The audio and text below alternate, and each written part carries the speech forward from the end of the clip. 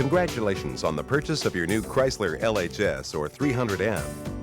It means a lot to us that you've selected a vehicle manufactured by Daimler Chrysler. And we want to make sure that you understand how some of the most important features work. Some of these features may or may not be included with the particular vehicle you've purchased, but most of the procedures will help you gain a better understanding of your car and provide you with helpful operating tips. Call your dealer if you're unsure of the options that came with your vehicle. So, we urge you to watch the entire video. For your convenience, this video has been divided into 4 color-coded segments that can be located easily while fast-forwarding. The safety and security segment is preceded by a red screen. Popular features, blue. The maintenance segment, yellow. And additional features, green. The child restraint system operating instructions, for example, are found in the safety and security segment. Simply fast forward until you see the red screen, and the child restraint system subject will follow shortly. For reference, a convenient guide to most of the video's content is listed on the back cover of the tape box. Now, sit back and enjoy the program. We'll begin with a few of your car's many safety and security features. 2 additional standard features are the remote keyless and illuminated entry systems. The keyless entry system uses a handy transmitter to lock or unlock doors, open the trunk, and activate the illuminated entry system from 25 or more feet away. It also has a panic alarm feature. To unlock the driver's door only, press the unlock button once. Notice that all the interior courtesy lamps also turn on, and the park and turn signal lamps flash twice to acknowledge the signal. To unlock all 4 doors, press the unlock button twice within 5 seconds. Be sure that you make distinct presses. To lock all 4 doors, press the lock button 1 time. All doors will lock, the horn will chirp once, and the park and turn signal lamps will flash to acknowledge the signal. The interior lamps will immediately fade off. To open the trunk, press and hold the trunk release button. When you press and hold the panic button, your keyless entry system becomes a panic alarm. Your car's headlights will flash, the horn will sound, only the driver's door will unlock, and interior lamps will be illuminated. To shut off the alarm, simply press and hold the panic button again. Incidentally, the driver's door lock works like the remote key fob. Turn it once to unlock the driver's door only, or twice to unlock all 4 doors. Your car is equipped with a factory-installed vehicle theft security system, which monitors the doors, ignition, and trunk key cylinder for unauthorized operation. If something or someone triggers the alarm, the horn will sound, exterior lamps will flash, and the engine will be disabled until you disarm the system. To set your vehicle's alarm, remove the keys from the ignition. Close and lock all doors by using the power door lock switch, not the manual lock plunger. You can also use your key or the keyless entry transmitter. The system will be armed after 16 seconds have passed. When you see the security light flashing slowly, the system has been activated. The trunk key cylinder has a knockout protection, and the trunk release button, located on the instrument panel to the left of the steering wheel, is deactivated when the alarm is set. To disarm the system, simply unlock a front door with the remote transmitter or with a key. If the horn sounds 3 times, you'll know the alarm has been set off, and you should check your vehicle for tampering. In addition to the alarm, your car also features a Sentry Key engine immobilizer system to help prevent theft. Unlike conventional keys, underneath their protective gray covering, your keys contain a small integrated circuit chip. The chip contains a tiny radio receiver and transmitter. When you insert the key into the ignition and turn the ignition on, the car transmits a randomly coded signal to the chip located in the key. If the system receives the proper response from the key, it enables the ignition system and allows you to start the car. But if the wrong key or no key is used, the engine will start momentarily, run for approximately 2 seconds, and then shut off. If 6 attempts are made with the wrong key, the powertrain control module will disable the fuel injectors and starter. You don't need to take any special steps. The system works automatically. The only difference is that if you ever need additional keys, you can't simply have a duplicate made at the local hardware store. You'll need to contact your dealer to get a Sentry key with the integrated circuit chip.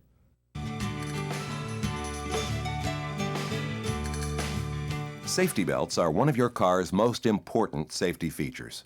For your comfort, both front outboard belts are adjustable with 5 different positions to accommodate people of different heights.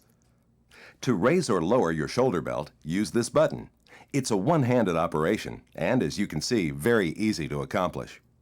For added comfort when you move your seat back and forth, the traveling lap belt buckle moves with you. A light will appear on the instrument panel and a chime will sound to remind you to fasten your safety belt. The chime will stop after a few seconds, but the light will remain on until you fasten your safety belt. Your car is also equipped with the next generation of airbags, which are environmentally friendly and certified to the federal regulations that allow less forceful airbags. There are a few simple steps you can take to help improve the effectiveness of a supplemental deploying airbag. All occupants should wear their lap and shoulder belts properly. Never place the shoulder belt behind, on, or under the arm. Driver and front passenger seats should be moved back as far as practical from the supplemental airbags. Children 12 and under should always be in a back seat, correctly using an infant or child restraint system, or a seat belt that is right for their age and size.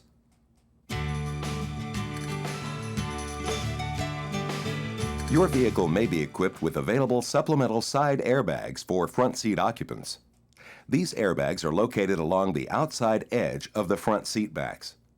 In the event of a side impact, the side airbag control module determines if the collision is severe enough to require inflation of either or both side airbags. This airbag control module will not detect rollover or front and rear collisions, only side impacts. Always wear your seat belts properly to help keep you in the correct position for any airbag to protect you properly. Never lean your head near the window, instrument panel, or steering wheel when an airbag inflates. Do not use accessory seat covers on seats with side airbags. Children 12 and under should always be in a back seat, correctly using an infant or child restraint system or a seat belt that is right for their age and size. When possible, the center position of the rear seat is preferred. There are 3 types of child restraint systems generally available. Rearward-facing infant seats for babies up to a year old and weighing less than 20 pounds.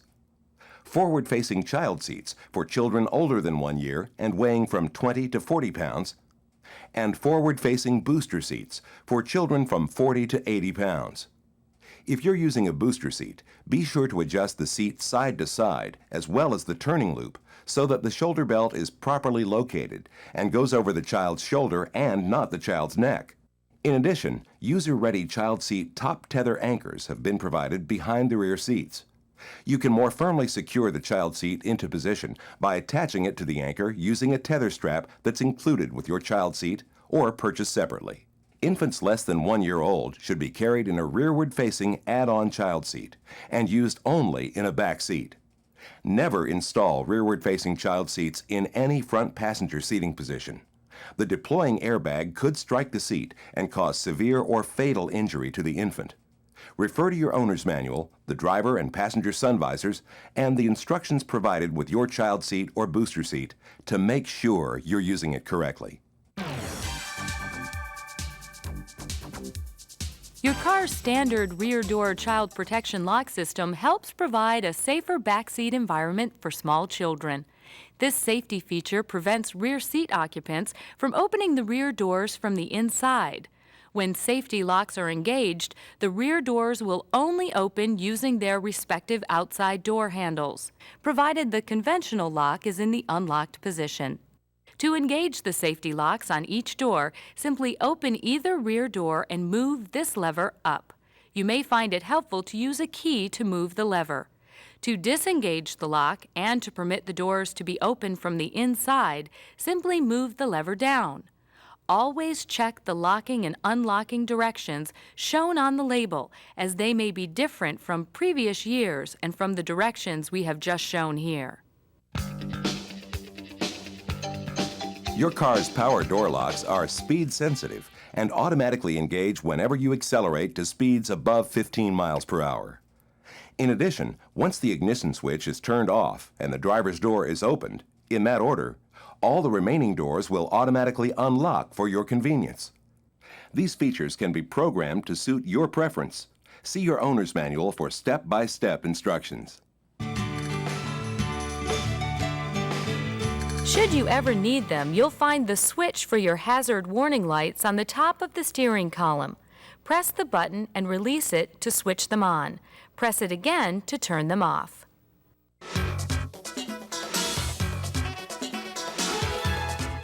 Your car has an emergency trunk release in the event someone becomes locked inside. Simply pull on the glow-in-the-dark handle, and the deck lid will open. For safety, do not allow children to play in your vehicle.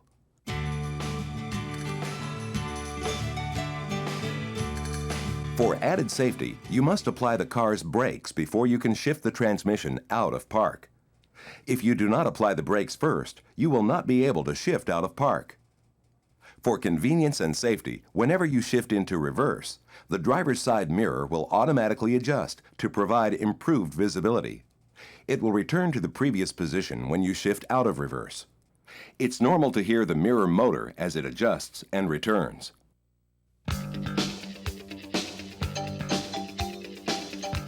The rearview mirror and driver's side mirror both contain an auto-dim feature to minimize headlight glare at night. During daylight, however, the mirror remains unaffected, allowing you to keep the auto-dim feature turned on at all times if you wish. The switch located at the bottom of the mirror is used to activate the auto-dim feature. It contains a green light that illuminates whenever auto-dim is turned on. Because of its distance from the driver's eyes, the passenger side view mirror is not part of this system and does not dim at any time. Always make sure that your side view and rear view mirrors are properly set before driving. Note that the rear view mirror pivots at 2 points, at the bottom and the top of the support. This allows you to adjust the mirror's location sideways or up and down, as well as its angle. Taller drivers may want to take advantage of the double pivots to raise the level of the mirror. Your car has a standard anti-lock braking system, or ABS, which is designed to provide greater control in unfavorable braking conditions. The primary benefit of ABS is that it prevents the wheels from locking up, which helps the driver maintain steering control and directional stability in hard braking situations or when braking on slippery surfaces. ABS works differently than conventional brakes by automatically pumping the brakes for you during these adverse braking conditions. An ABS computer constantly monitors speed sensors located at each wheel. During braking, if one wheel is slowing more quickly, the ABS computer will send a signal to special valves for each brake to avoid locking up that wheel. Press firmly on the brake pedal and let ABS do the pumping. You should never pump the pedal yourself because manual pumping makes ABS less effective and reduces the controllability of your vehicle. Once ABS has been activated, you may feel the brake pedal pulsate and hear some system noise, which is caused by the brakes being applied and released many times each second. Just press the brake pedal down firmly and let the much faster ABS computer do the work. This avoids wheel lockup and enables you to maintain steering control. The performance of ABS and remembering to keep constant pressure on the brake pedal may take a little getting used to, but just remember that ABS works best when you let it do its job. And as always, avoid driving too fast for conditions. You'll see the yellow ABS light briefly when you start the car. When you first accelerate, you may also hear some slight system noise and feel a pulsation in the brake pedal. The system is performing a self-check to ensure that its components are working properly. If at any time the ABS light remains continuously lit, the system is warning you that it's not functioning properly and that you need to take your vehicle in for service. In the meantime, you'll still be able to brake as if you had a non-ABS system.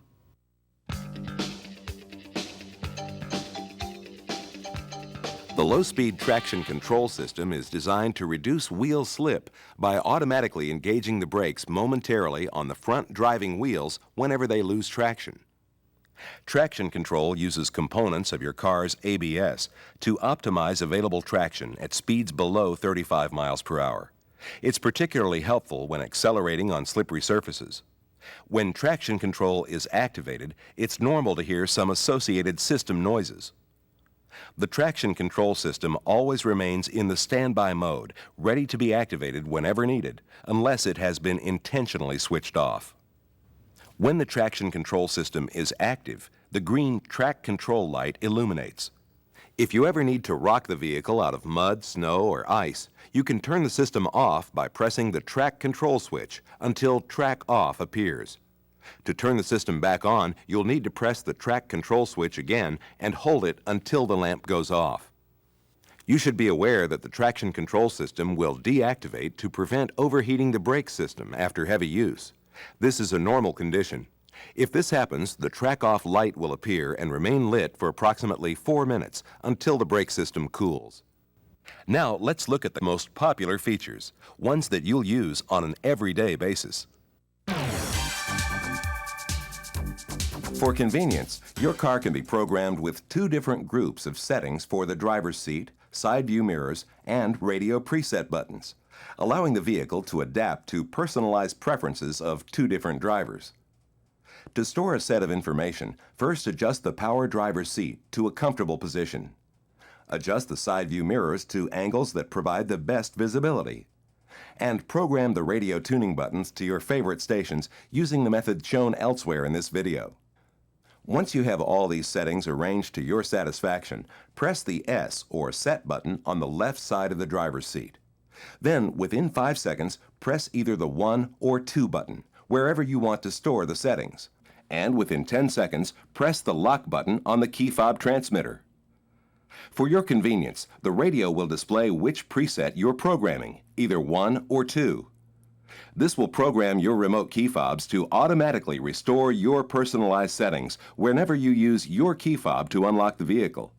To disable this feature for both key fobs, simply press the unlock button on the fob within 10 seconds of setting a memory position. To program the other key fob for a second driver, follow the same procedure, but press the other 1 or 2 button to store the second driver's personalized settings. Now, with the transmission in park, you can immediately recall the seat, mirror, and radio settings by simply pressing the same 1 or 2 button or your key fob to unlock the door and recall the settings. Now, whenever you unlock the doors using the programmed key fob, the driver's seat will move back about 2 inches from your programmed position to allow easier entry. Then, after you begin to fasten your seatbelt or turn the key to start the engine, the seat will move forward to the position you programmed. The mirrors will adjust, and the radio buttons will recall the stations you programmed. When you stop the car and remove the key from the ignition, the seat will again move back by about 2 inches to allow easier exit. If necessary, you can immediately stop the seat from moving by pressing any of the power seat controls. If the driver ever returns to the vehicle and unlocks the doors with a key or with a key fob that has not been programmed, the seat will not glide forward or rearward until the seat belt has been extended or the ignition key is turned. It will then move forward to the position of the previous driver. For more details, including how to disable or re-enable this feature, consult your owner's manual. The driver and front passenger seats can be heated with separate settings for each. Many drivers find heated seats comfortable, and not only in cold weather. The heat is controlled with the rear switch on the front outside corner of the seat. With the ignition on, press the switch on for either high or low heat. A light will appear to indicate that the heat is on. You should feel the heat within 2 to 3 minutes. To change the setting from high to low or low to high, press the switch in the opposite direction. To turn the heat off, press the switch in the same direction and watch for the light to go out. For comfort and safety, head restraints should always be adjusted to support the head. To raise the head restraint, simply push it up. To lower it, push and hold the push button while pressing the head restraint down. The head restraint can also be rotated forward or rearward by simply moving it. The instrument cluster also includes a number of warning lights designed to alert you to important vehicle conditions. These warning lights will briefly appear when you start the vehicle to check the bulbs and circuits. If they reappear while driving, the vehicle may require service. The seatbelt lights remind you and your passengers to buckle up before driving, along with a chime if you've forgotten to do so. The airbag light alerts you to a potential problem with the airbag system. If the charging system light appears, the battery may be discharging. Have the vehicle serviced immediately. The brake warning light indicates either that the parking brake is on or that the system is low on fluid. The engine temperature warning light appears when coolant temperature is too high. If it appears, check the temperature gauge. The pointer should normally be in the middle range, although it may read slightly higher under certain conditions. But if the pointer is near the H mark, stop the vehicle and turn off the engine until the vehicle has cooled. The oil pressure light warns of low engine oil pressure. If it appears while driving, stop the vehicle, shut off the engine, and check the oil level.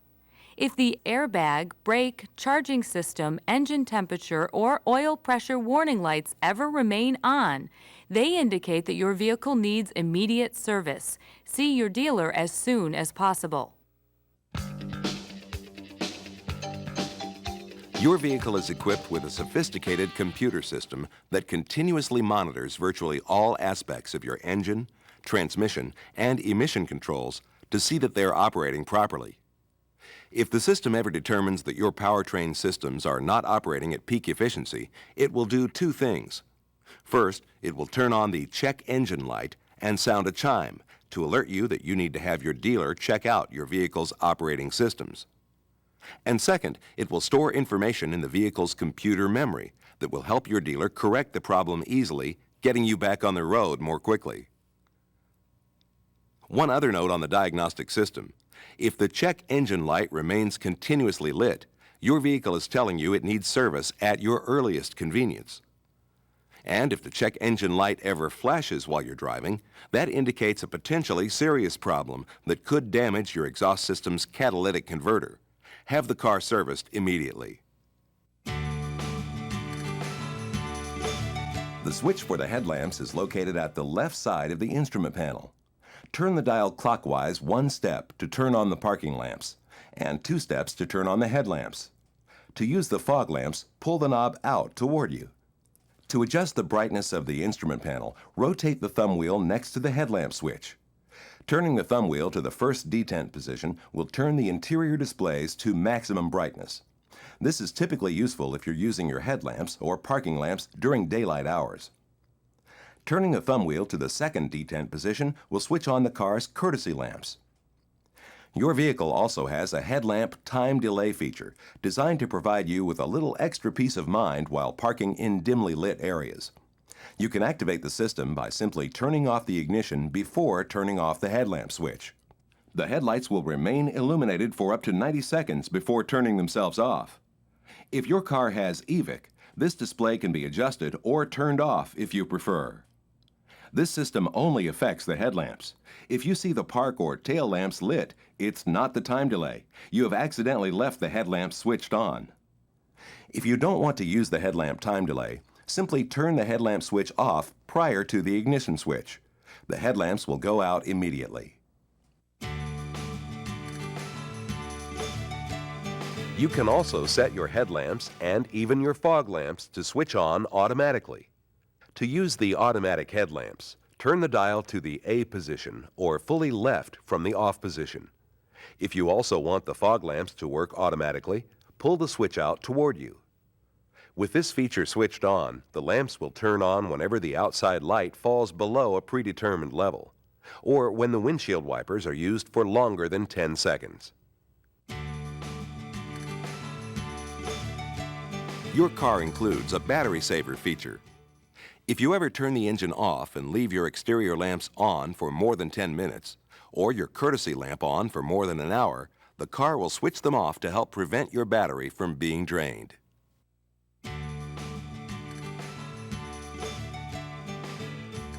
Your electronic speed control can be programmed to take over accelerator operation at speeds above 30 miles per hour. The word cruise appears in the instrument cluster after you've pressed the on-off button.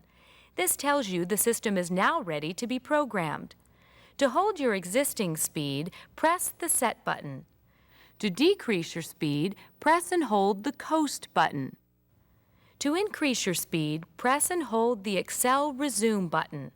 If you tapped your brake to cancel, just press Resume to return to your previous speed setting.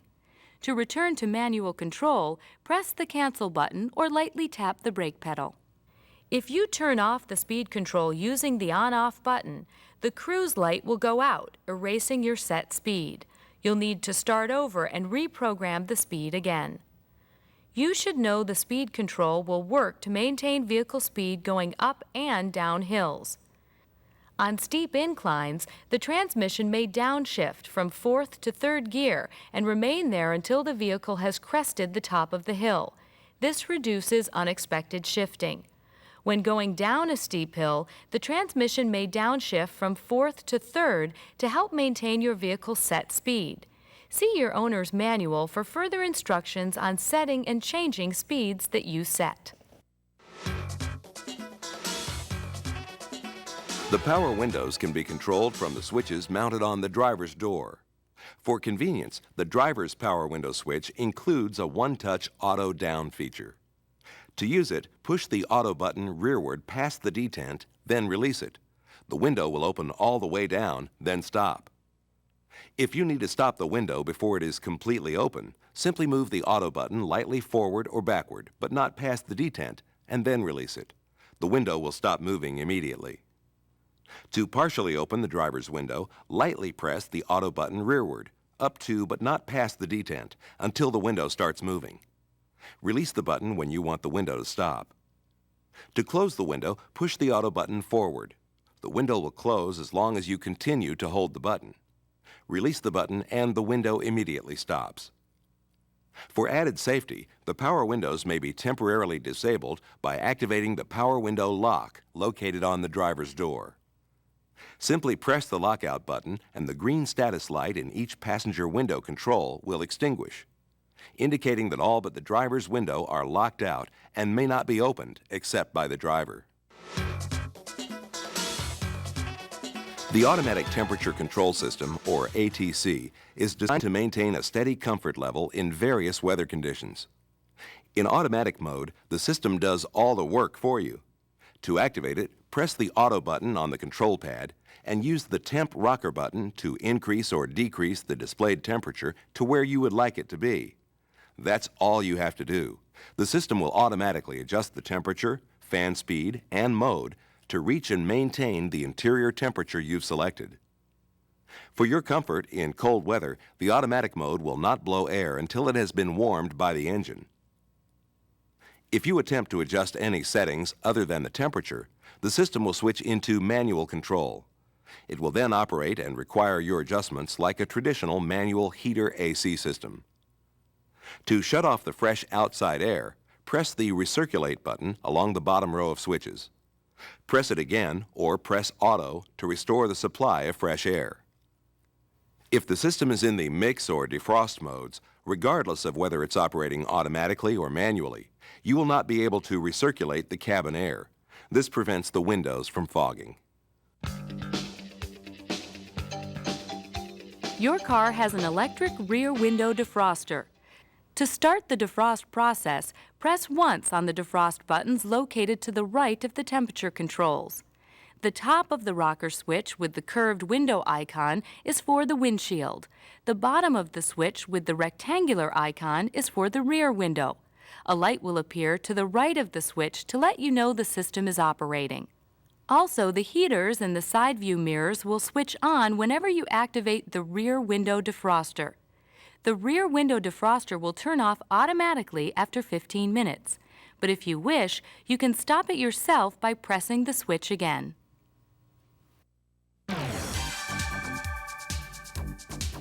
Your car is equipped with one of Chrysler's Infinity sound systems, featuring a cassette and compact disc player. Use the AM/FM button to select the radio band you want, or the tape CD button to play a tape or a compact disc. There are 5 radio preset buttons located below the display window. Each button can store up to 4 radio stations, 2 FM and 2 AM. To select your presets, tune the radio to the desired station and press the button labeled Set. Set 1 will appear in the display window. Then simply select a preset button. To add a second station to the same preset, select a new station and press the Set button twice. Set 2 will appear in the display window. Then press the selected preset button within 5 seconds of pressing the Set button. To use the left to right balance and front to rear fader controls, press the knobs inward. They'll pop out, allowing you to turn them. Once you've finished making adjustments, press the knobs back in. That way, you're less likely to accidentally move them. For tape operation, begin by inserting the cassette tape. The tape will begin playing automatically, and a direction arrow will be displayed. Press the button labeled with up and down arrows, the same button also used to display the time, to play the other side of the tape. The fast forward and rewind arrow buttons are the same ones used to tune the radio. To eject, press the button labeled EJT tape. To operate a compact disc system, turn the system on and insert a compact disc.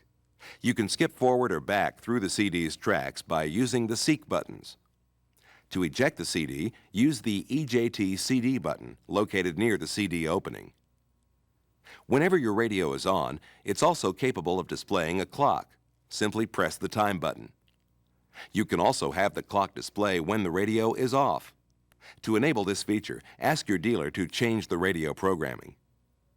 Whenever the clock is displayed, you can easily adjust it by using a pointed object, such as the tip of a ballpoint pen. To press down the small buttons marked H and M, the clock will store the time that you've set.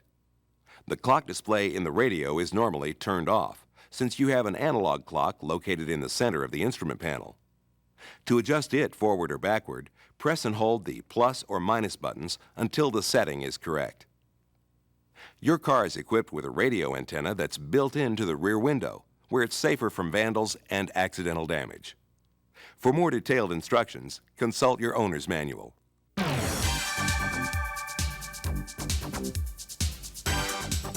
The available in-dash CD changer allows convenient loading of up to 4 discs. The changer unit has 4 load-eject buttons, one for each available disc. Press one of the buttons and wait for the load light to appear before inserting the disc at an angle. Once the disc is loaded, it will automatically play. A light appears in each slot's button when a disc is loaded in that slot. Due to its space-efficient design, the changer can only perform one operation at a time. You cannot play one disc while loading another one into the system, for example. All other CD changer functions are controlled using the radio. You can seek forward or backward through a disc, scan the first few seconds of each track on the current disc, or press the R&D button to randomly play tracks on the current disc. To play a different disc, press the first or last radio preset buttons. When a disc is playing, its track information or the current time will be displayed. Press the time button to toggle between them. If both CDs and a cassette tape are loaded, pressing the tape CDC button will toggle between them. For convenience, you'll find a set of controls for the most commonly used audio functions on the rear of the steering wheel. These control volume, mode, as well as seek and preset scan. The right-hand control adjusts the volume by pushing the top or bottom. The mode button allows you to switch among the AM, FM, tape, and CD functions. When playing the radio, the left-hand control will seek up or down to the next clear station. When playing a tape or CD, it functions to seek your next or previous selection. The number of times you press this switch determines the number of selections searched. When playing the radio, the center push button scans or cycles through your preset stations. When using the CD changer, the changer cycles to the next disc.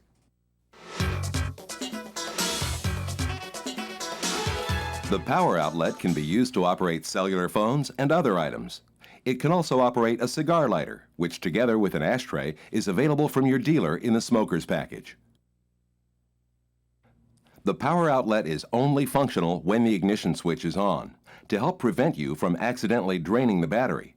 However, if you would prefer that the power outlet be operable even when the ignition is off, you can accomplish this yourself by simply moving the power outlet fuse from the ignition position to the battery position. There is a second power outlet located inside your center console. Now let's look at some basic maintenance points you should be aware of. Over the next few minutes, we'll provide you with tips for keeping your car looking and running its best. That process begins now, when your vehicle is very new, during what's known as the vehicle break-in period. This is a relatively short period for your new engine. Drive moderately during the first 300 miles, but after the initial 60 miles, speeds to 55 miles per hour are desirable. In fact, while cruising, brief full throttle acceleration, avoiding downshifts and within the limits of local traffic laws, contributes to a good break-in. Be sure to avoid jackrabbit starts or wide-open throttle acceleration in low gear, as this can be detrimental. It's also normal for your car to use some oil during its first few thousand miles of operation. This is a normal part of the break-in and not an indication of a problem.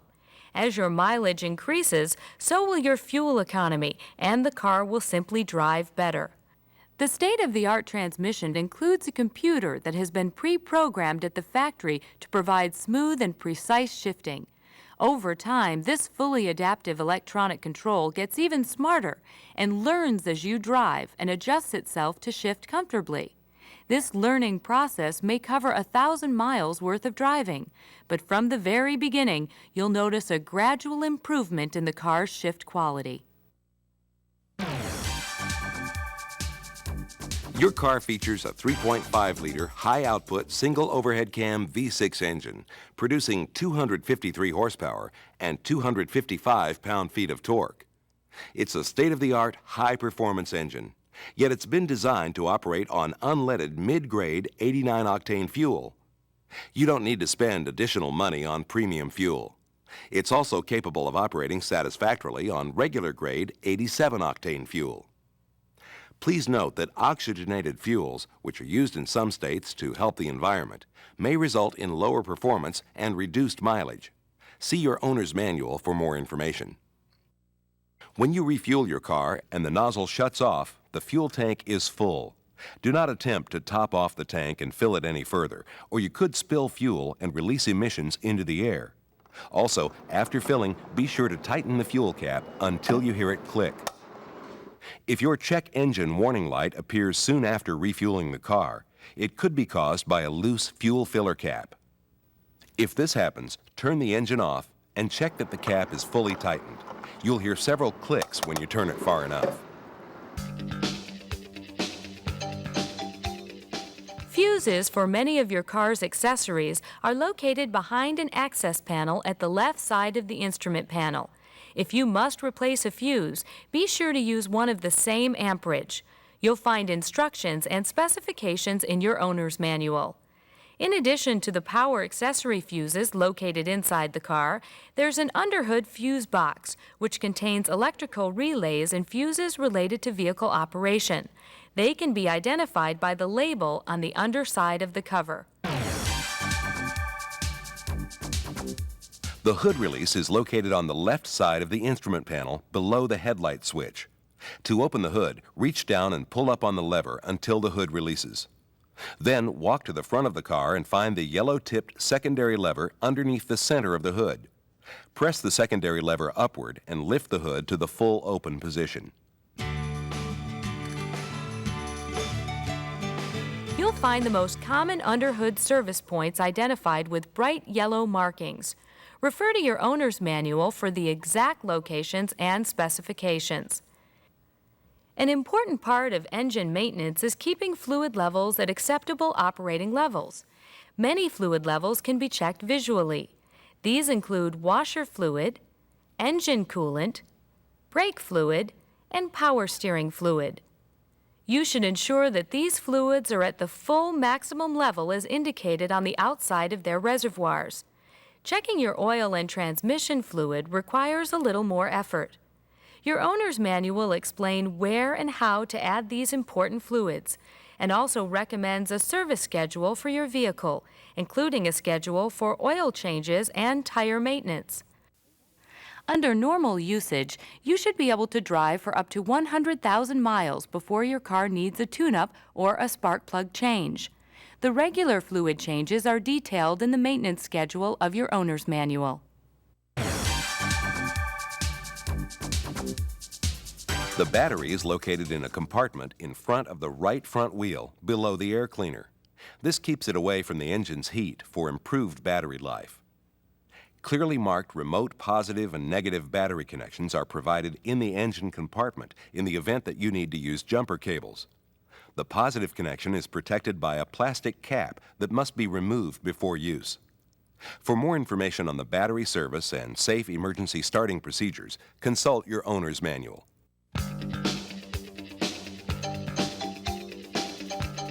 To retrieve the spare tire and jack, open the trunk and turn the black knob located in the center of the trunk and remove the pre-cut board.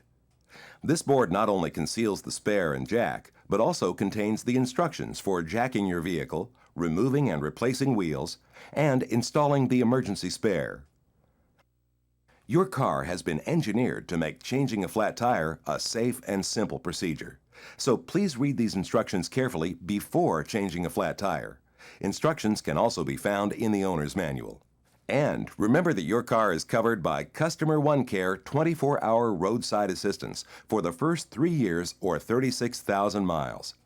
Call the toll-free number if you need help with a flat tire, if you're out of gas, if your battery needs a jump, if you're locked or frozen out of your car, or if you need a tow due to a mechanical breakdown. Refer to your information guide that you received with the owner's manual packet for coverage, limitations, and the toll-free number.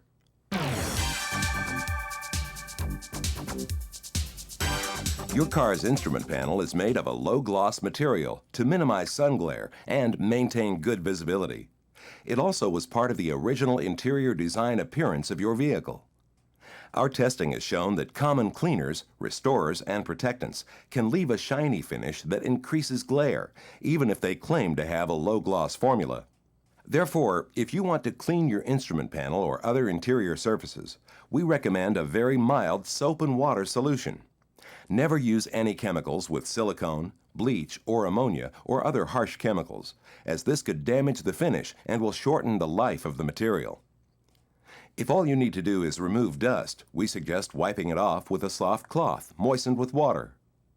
Also, avoid using glass cleaner with ammonia on the inside surface of the windshield. It could drip onto the dash and damage the finish. If it does happen, wipe it immediately with a soft cloth and clear water. Leather and vinyl seating surfaces are best cleaned with a very mild soap and water solution. Wipe with a soft cloth and clean water.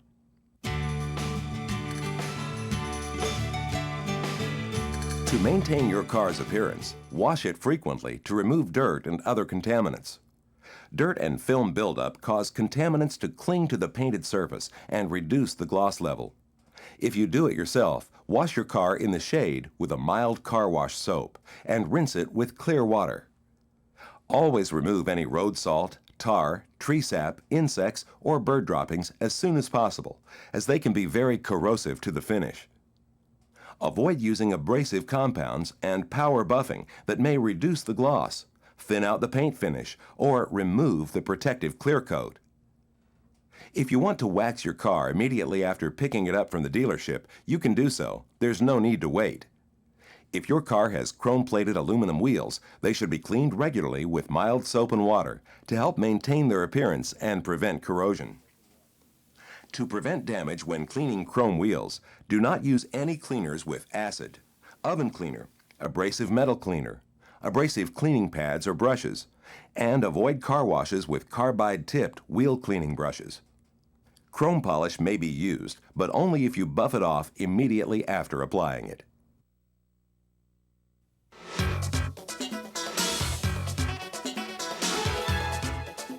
Your vehicle is equipped with an overhead console that includes either the Overhead Travel Information System, OTIS, or the optional Electronic Vehicle Information Center, EVIC. Both systems display information pertinent to the vehicle's operation. Let's start with Otis. 4 buttons are provided to control the readout, 2 on either side of the display. On the left, the button labeled US/M controls the units of measurement. Pressing this button switches the display from US common to metric. Next, the button labeled Reset is used to reset the average fuel economy, trip odometer, and elapsed time displays to 0. Pressing the Reset button twice within 3 seconds will reset all 3 of these functions to 0. The button labeled Step is used to select or cycle through the 5 trip conditions: average fuel economy, distance to empty, instantaneous fuel economy, trip odometer, and elapsed time, plus a blank screen. The button labeled C/T selects the compass and temperature features. To return to the previous trip mode display, just press the Step button again. If your vehicle is equipped with the Electronic Vehicle Information Center, or EVIC, it includes all of the Otis displays, plus it shows vehicle information warning message displays, and offers up to 14 screens of customer programmable features. EVIC has 4 buttons provided to control the readout of the display. On the left, the first button labeled C/T selects the compass and temperature features. Next is the Reset button. Pressing it once will reset the current display to 0 if it is showing either average fuel economy, trip odometer, or time elapsed. Pressing the Reset button twice within 3 seconds will reset all 3 trip display functions to 0.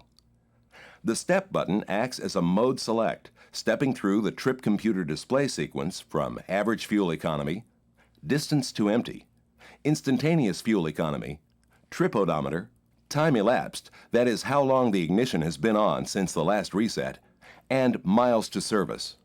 Finally, you can also select a blank screen.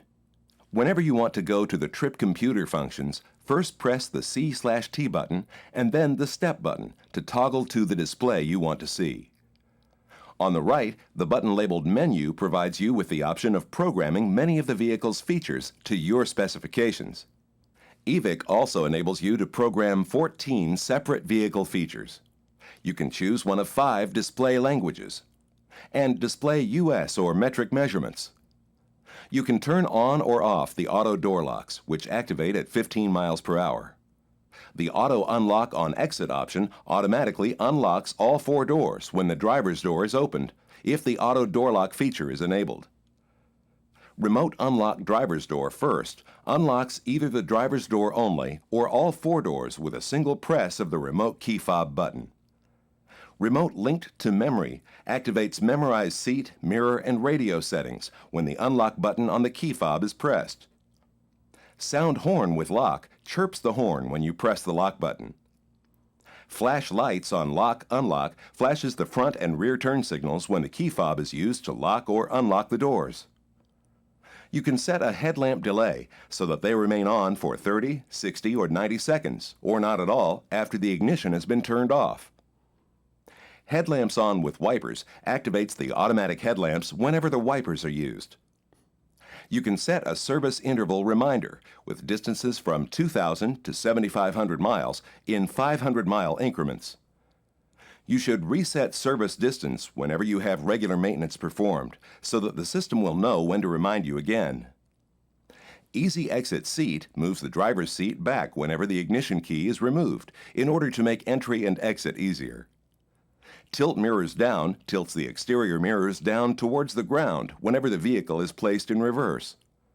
And Train Remote allows you to train up to 4 remote key fobs.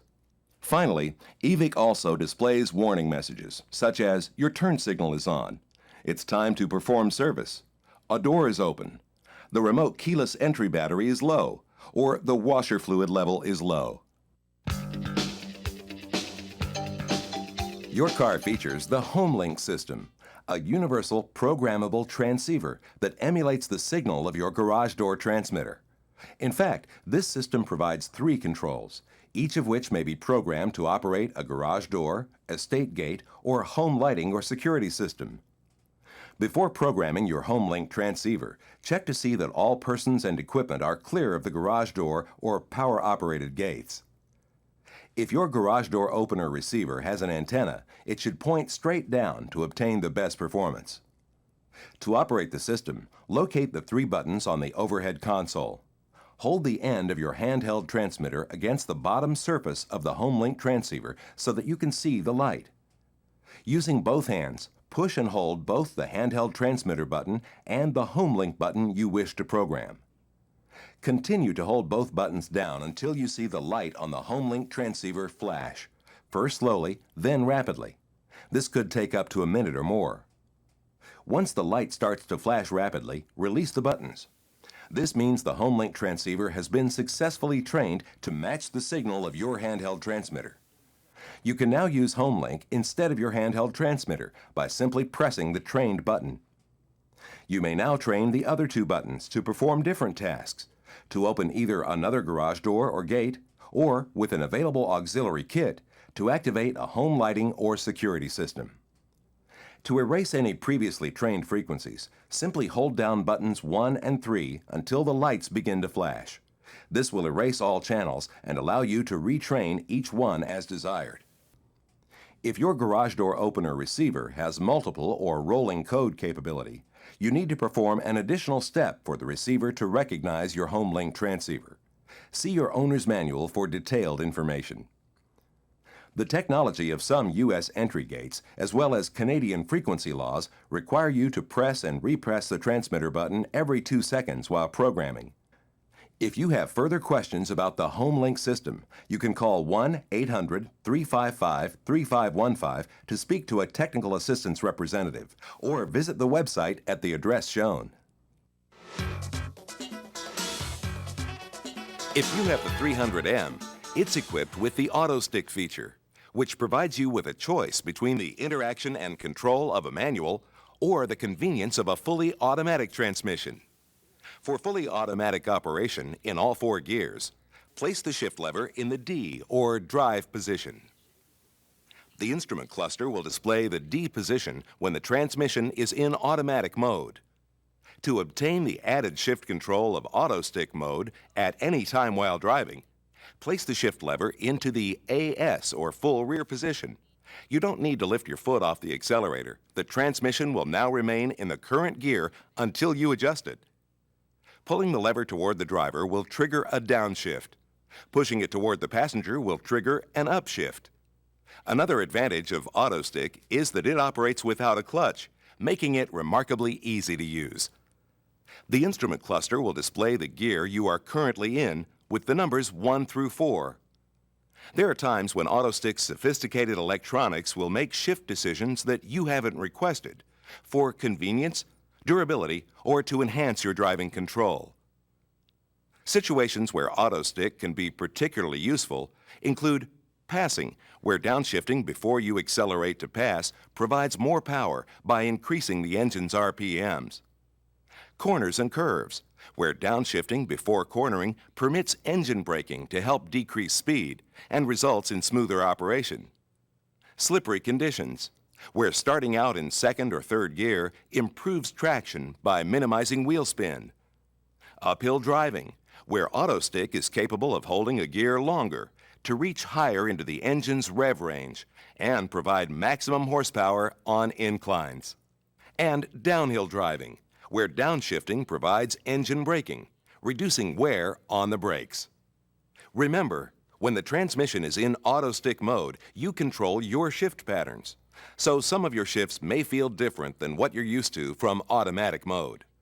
Also remember that when you're in Auto Stick mode and you come to a stop, the transmission drops to 1st gear and will stay there until you upshift to a higher gear.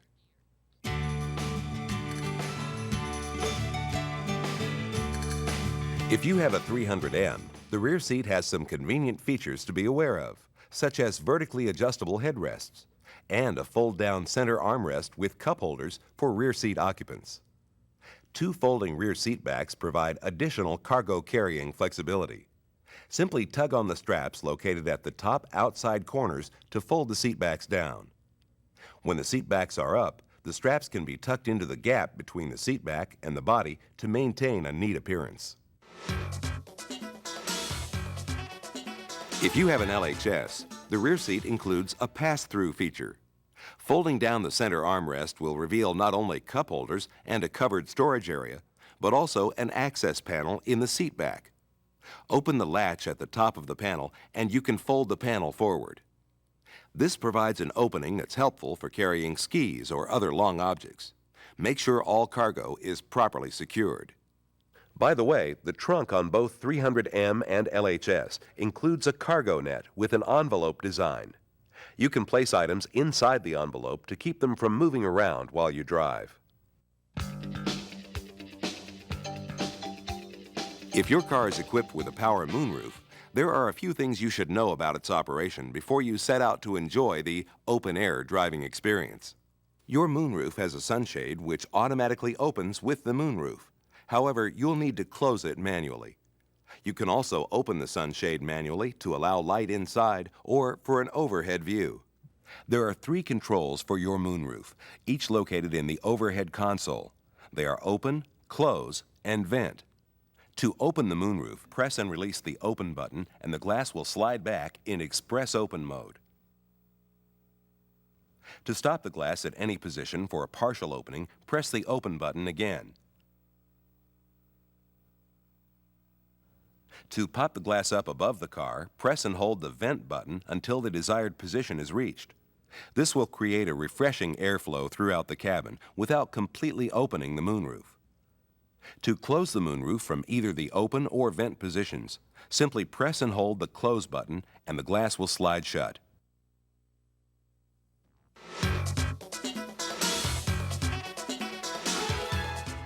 If your 300M is equipped with the optional Performance Handling Group, you'll enjoy a no-compromise driving experience.